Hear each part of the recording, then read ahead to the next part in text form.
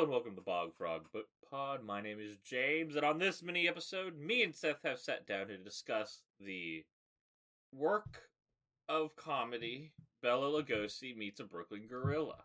A horror Seth, film. You picked this movie and made me watch it. Why? It's a horror film that will stiffen you with laughter. It did something to me. It definitely made me stiffen up a little bit. I don't know if it was with laughter. I have a question. Yeah.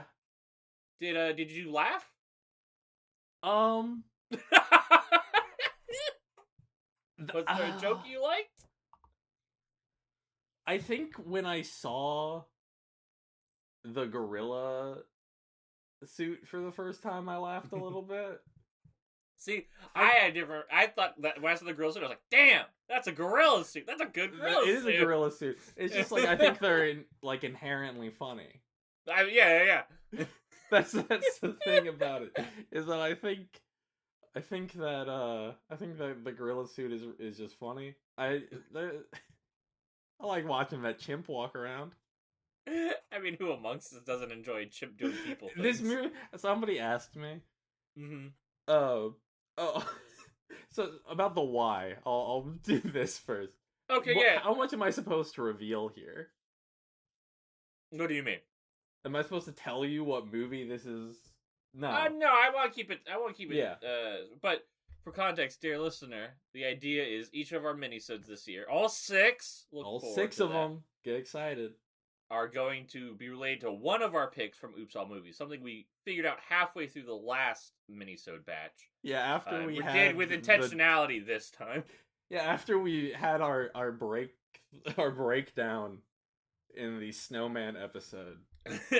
after James and I experienced ego death. The worst thing we've done, which also means it's a really funny episode.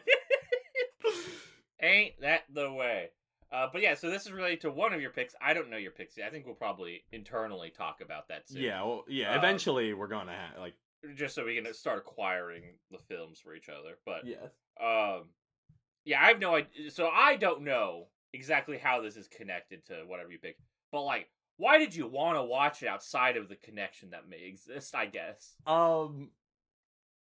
Really, 100% is just because I've heard this movie talked about by the Important Cinema Club. Okay, I thought that was it. I knew in my bones that was going to be the answer.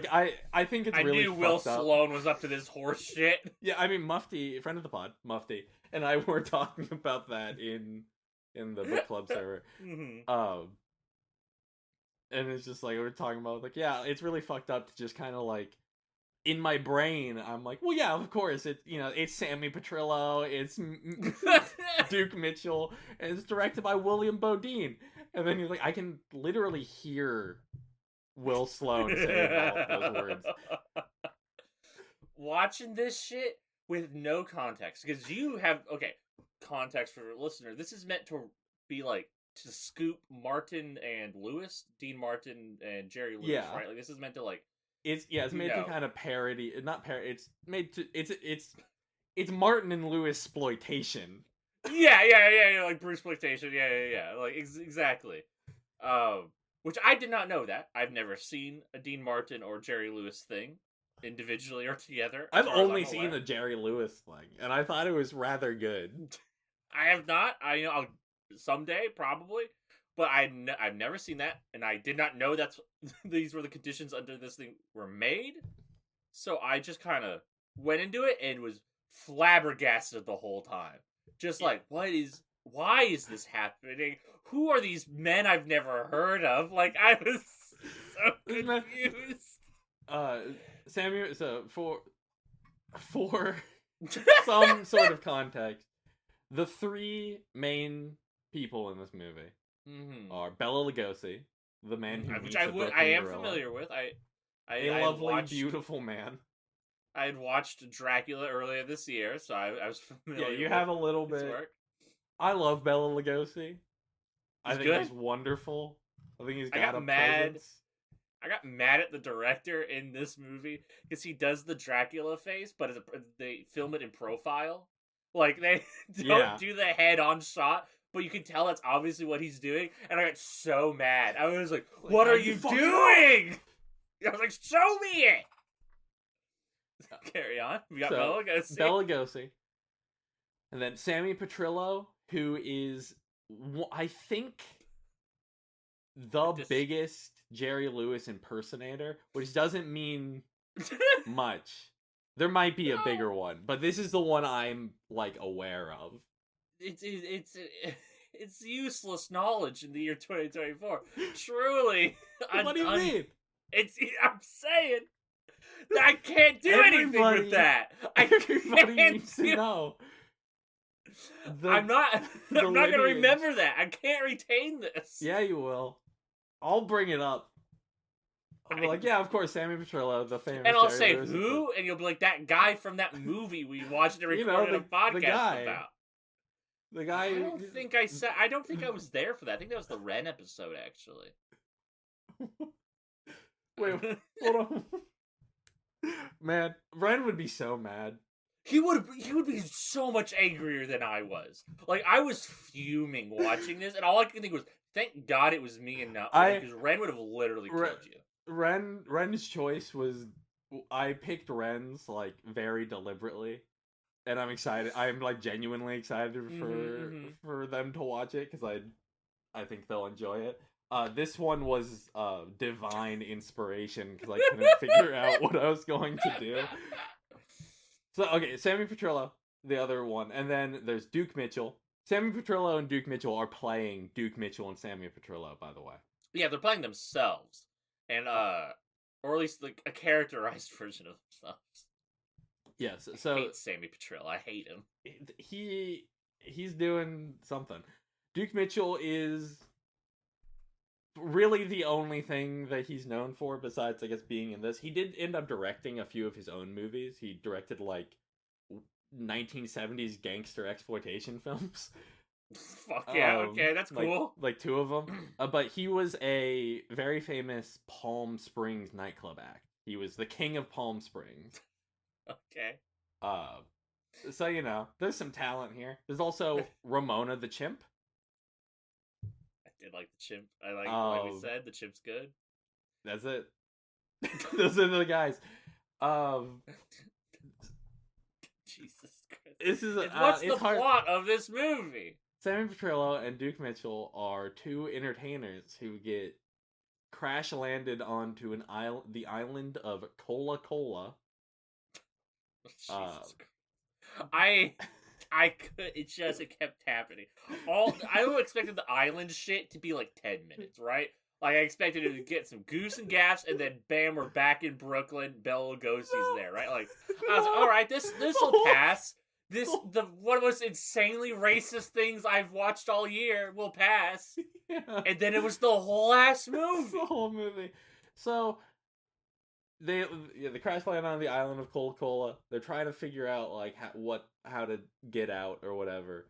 They're offered the hospitality of the Cola Cola native people, and they end up getting into relationship sort of type deals with the chief's daughter. They ingratiate themselves. Yeah. Despite all odds. Yeah, despite the fact that Sammy Petrillo is the most obnoxious man to ever exist, and is constantly super mean. He's so mean! Oh my god! I was so upset at him. Eventually, they stumble upon a castle, which is owned and operated by Bela Lugosi, playing Dr. Zabor. Yeah, Zabor. I think that's about right. Who is a scientist trying to do evolution experiments on a chimpanzee. And eventually he kidnaps Duke Mitchell and Sammy Petrillo and turns Duke Mitchell into a gorilla. Duke Mitchell and Sammy Petrillo, which is supposed to be the titular Brooklyn gorilla, even though Duke Mitchell and Sammy Petrillo are not people from Brooklyn. No. And are from the Bronx in this movie. I just clicked on the most beautiful Wikipedia page. What was it? So I'm looking at like the cast for this movie. At the very bottom, Steve Calvert as the Brooklyn Gorilla, Ray Corrigan as the Jungle Gorilla. So I mouse over Steve Calvert and I read, Steve Calvert was a prolific gorilla suit performer in many Hollywood films and television shows from the late 1940s to the 1950s. I like the gorilla suit performer idea. Then I mouse over Ray Corrigan. Same deal, but he was also a stuntman and frequently acted as silver screen gorillas using his own gorilla costumes. That's beautiful. I had not considered you could specialize this much in Hollywood. You used to be able to. You can't do that anymore. You can't be a gorilla suit performer. Which I think is a failing of the system. It is a least sign be a real of country. moral decay. There's a rot at the heart of this country. A specter haunts Hollywood. The specter of gorilla suits. Apologies. I just couldn't let that be. The Stephen Colbert was apparently in an Ed Wood film, The Bride and the Beast. That's pretty neat. I have still never watched one of them things. Who knows? That might change. I was thinking it might. This movie is troubling. I had somebody after I finished it, because I watched this in call in like my personal server where all my like high school friends are. Yeah. And stuff like you that. Forced other people to indulge. Offered it. I didn't force anyone to. They were playing their own video games and such, and I was just like, I'm just gonna be here. I'm just gonna be doing my own thing. I'm just gonna set up my little TV here. You guys keep playing your games. I'm set up my TV here. If you want to watch it, like if you happen to look over, I'll be here. If you I'll be here to talk about it. And I had it's not entrapment. Had one of my friends, Molly, ask, "Was it good?" And I just had to be like, that's a really complicated question. It's got. I don't think it is. I think it's an easy answer, actually. I think this has things that I like in it. I think I had a good enough time. You have so much more kindness in your heart than I do. There are times where I can like enjoy something like this. I had none of that. I was. It has Bela Lugosi. It's got a chimpanzee, and it's got 2 guys in a gorilla suit. I don't think I have it in my body to say that movie is just uniformly bad. But I also don't think I can tell anybody to ever watch this movie ever. Not willing to inflict that on somebody. I was willing to do it this time because hoo. Wouldn't it be funny if we watched Bela Lugosi meets a Brooklyn Gorilla? I truly had such a different, because you gave me the title, that's all I knew. I wasn't going to look it up. I was just going to go in blind and experience it. But in my brain, I was like, oh, it'll be like, like Bela Lugosi's in Brooklyn doing things. And like, there's these guys and they gorillas happen. Like, I was like, oh, this is going to be great. There was going to be so much more to this. I thought it was going to be more like a send-up of the Universal horror movies. Like, I thought things would happen. Like, this is a movie that is like entirely sold off of its title. It's an incredible title. It is a truly beautiful title. Apparently, it came up by one of the producers' children suggested it. He was like 10. I was like, hey, this should be the title. I was like, all right, there you go. This is, for some context in Bela Lugosi's career, who Bela Lugosi, wonderful, beautiful presence on the screen. Also, still got it. Still got it. Oh boy. And let me tell you, he is gonna continue to have it. Because right after this, literally the year after this, is when he starts acting in the films of one Edward Wood. Edward Woods Jr. I was wondering how close it was. I also wasn't confident on that. But looking at it, I'm like, oh, it is literally a year before that started happening. Which, fun. Where he would be in Glen or Glenda, The Bride of the Monster, and then Plan 9 from Outer Space. And I believe he is used archivally in maybe one or two other ones. Mm-hmm. Perhaps. Who can say? Who's to say? But Bela Lugosi is he's just fun to watch on a screen.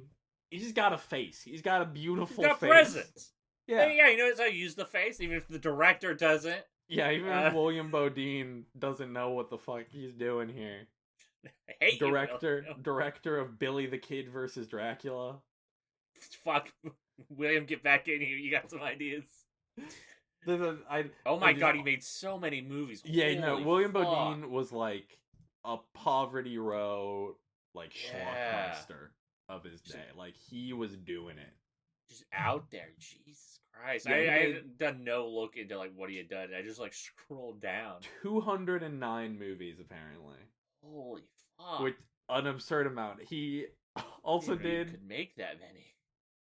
About 9 years prior to this, he made another Bela Lugosi film. Yeah, he made quite a few Bela Lugosi films now that I'm looking at it. But he did one called The Ape Man, which... Is there a gorilla suit operator in that one? Oh my god, I'm looking at it right now.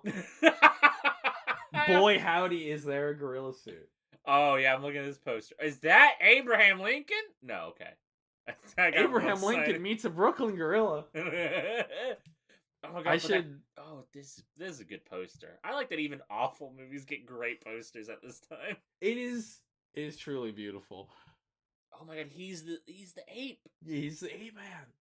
Oh my god, that's crazy. It seems, as far as I can tell, Ape Man is literally just like The Fly, but with apes. Shit, man, that's all you need. I mean, yeah, that's really all you need. And now, even, I was gonna say back then, but do we really get better than that? Who amongst us? Who amongst us can deny the simple beauty of an ape man? I'm just saying, I don't think most people in their entire lives will think of a better idea than, what if you just did The Fly, but they turned into an ape instead? The sheer amount of movies this guy made in the 40s, I feel like should have put him on a list for like wasting resources in wartime. You can do whatever you used to be able to make a million fucking movies. That's something. Eh? This is like the fucked up thing about this is that like directors would like yearn for this. Right? Yeah. Like this, Martin Scorsese talks about how much he wished he could have been like a studio filmmaker in the like 40s and 50s because he's just like, well, I love making movies. I wish I could stop making one and immediately go making another. Just enjoy the process. Yeah, even though I don't think Martin Scorsese would enjoy that personally. No, I don't think he understands what he's saying. Maybe. I think he likes the idea. I just don't think that he's the type of artist who would be willing to compromise like that and not have the time he needs. Bela Lugosi was also in Williams' VooDoo Man from 1944. Just looking at some of this shit. I'm sure. Tasteful. I'm sure an incredibly tasteful film. Just as tasteful as the As Bela Lugosi meets a Brooklyn gorilla. A movie full of just a ton of racism. Truly just a lot of really like a really just unpleasant amount of racism towards just anybody different than like white Americans, really, but specifically like Native Hawaiians. Yeah, I was gonna say it's like Pacific Islanders, is because like they said they were on their way to Guam, like so like they're in the Pacific somewhere. Oh, what a nightmare. A lot of some classic fat phobia in there just as well. So much in there. Just I think Sammy Petrillo was scared. I don't think he knew how to handle all that. I don't think he would have been able to treat her right, personally. I mean, true. It's true. I like how she keeps she trying deserved to get better. I think she does. I think anybody deserves so better than fucking better. Sammy Petrillo. Sammy Petrillo, who also was in the brain that wouldn't die, which is kind of a big one. That's like an older 1960s like black and white sci-fi horror movie. Is that a Mystery Science Theater one? I don't know for sure, but I know there's a brain one. I can't remember the exact title of it because I'm like, I know I've seen The Living Brain. I think is what it is. Yeah, that makes sense. I can't the way I normally can tell if it's a Mystery Science Theater thing is that I can scroll down on Letterboxd and all of the reviews will be watched via the Mystery Science Theater version. It is The Brain That Wouldn't Die is a Mystery Science Theater. Okay. Maybe so like I'm pretty certain I've seen that. Yeah. MS3K, it is a... It's like a somewhat popular one. It inspired Frankenhooker. There's a big inspiration on Frankenhooker. Okay. Yeah. And also one of the movies that Bruce Campbell directed is like a sort of riff on this. I want to say it's like The Man with the Screaming Brain or some shit. Let me find that. It shouldn't be too hard. Director of 3 movies. Yeah, Man with the Screaming Brain.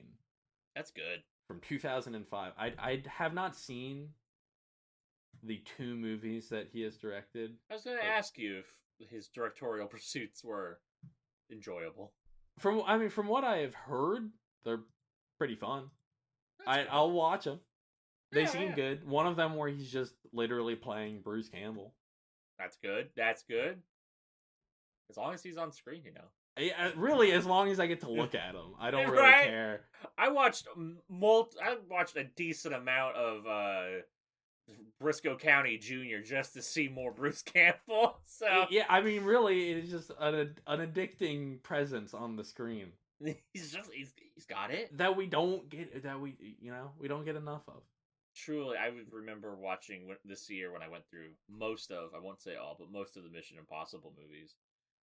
Just being like, damn, Tom Cruise, movie stars are crazy. He's got it. Like I watch anything this dude's in. Jesus. Yeah, that's how you do it. I've watched things just because Bruce Campbell's voice is in. yeah. It's like, oh. He voices the main character. He dubs over the main character of The Dead Next Door. What the fuck? It's Dead Next Door is a low. It's somewhat decent budget, but it's by Akron, Ohio horror auteur J.R. Bookwalter, a man whose name is already purple on Wikipedia for me. So that's how you know. That's how you know I've talked about it. I was gonna say that's exactly what it tells me. Yep, and I know why looking at his filmography, because there's another purple link, Robot Ninja, which I remember you talking about. Love Robot Ninja.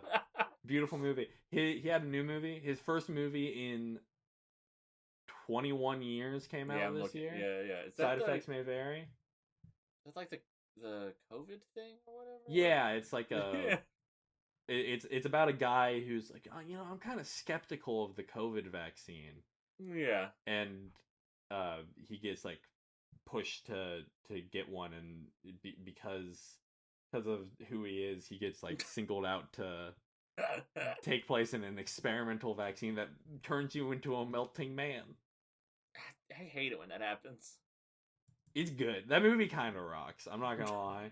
I have it on Blu-ray. I got I backed the Kickstarter because I gotta support local filmmakers. Legitimately, I had a very good time with Side Effects Movie. I think that movie is rather good. I think he's got ideas. I think he's got it. So let's talk about. There's not a lot to talk about in Bela Lugosi meets a Brooklyn Gorilla. I'm like. It's thin. It's a thin movie. It's a thin movie with barely anything that happens in it. It's 74 minutes long. Sorry. It sure is. I spent more time than I'm proud of not watching the movie and on my phone and just listening to it. Cause I was like, this is difficult.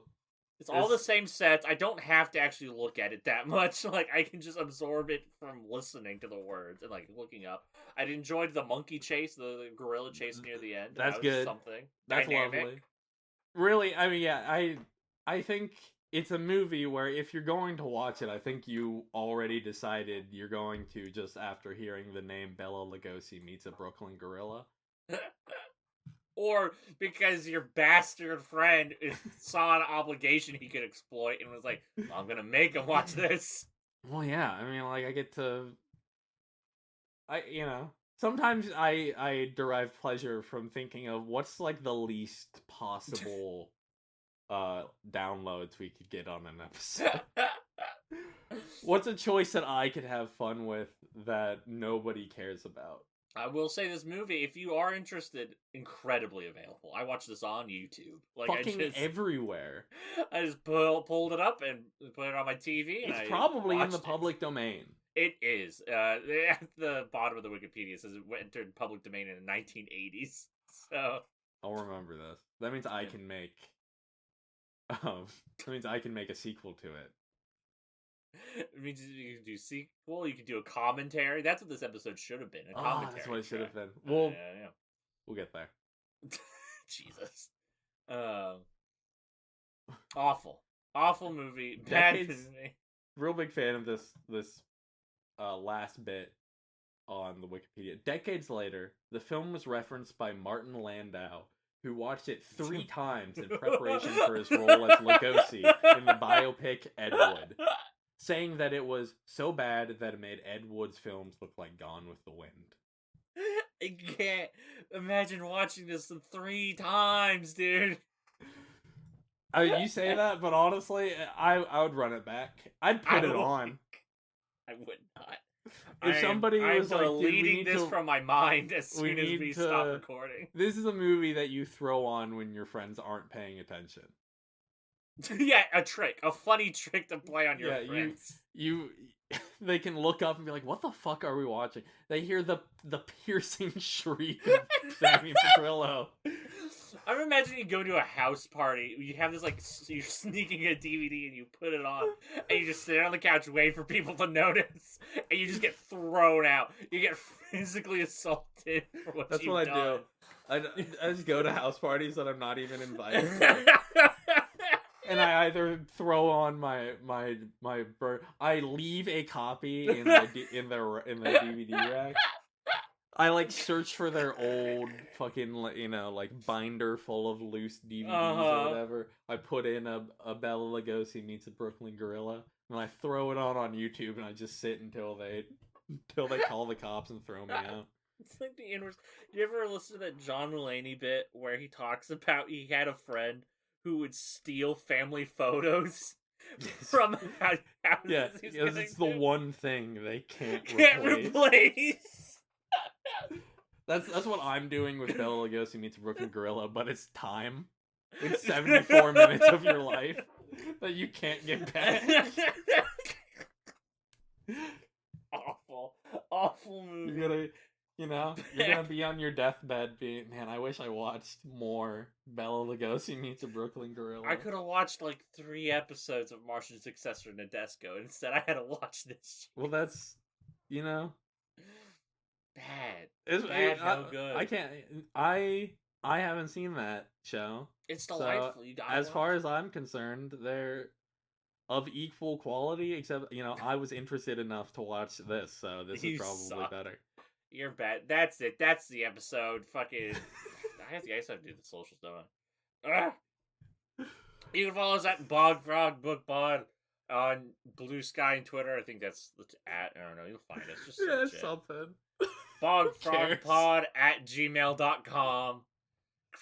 Listen to the other show. If you listen to this, you probably already do, but listen to the other show, Covered in Worms.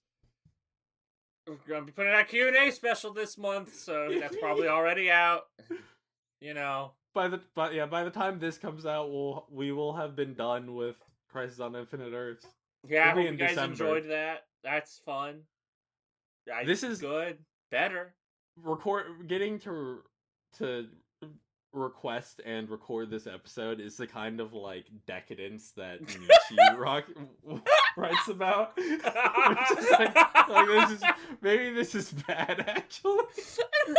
Maybe I shouldn't have this much power. My will to power is getting people to watch awful B movies that no one has heard of, have no cultural relevance, are inscrutable foreign objects what do you mean? that fell from space. This is This We're is like when about to fucking watch- Ridley Walker finds a puppet and he's like, I can't understand this object fundamentally. What do you mean, Like- no cultural relevance? Jerry Lewis It's dead! the original auteur. We still haven't gotten to see his final film, The Day the Crown Cried. And that's coming soon, ain't it? Like Allegedly. allegedly that's coming out soon, which is insane to think about actually. And Like, I now don't know you'll what to do have with that slightly information. more context for this man's existence as like a whole thing. It's like a phenomenon, yeah.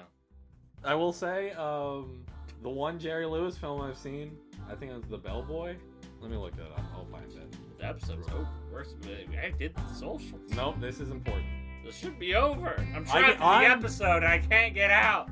I'm editing the episode. I can do whatever. Yeah, watch The Bellboy from 1960. It's 2 minutes shorter than this, and it's really good. I imagine it's phenomenal. I It's imagine wonderful. a better use of time. Goodbye. Goodbye.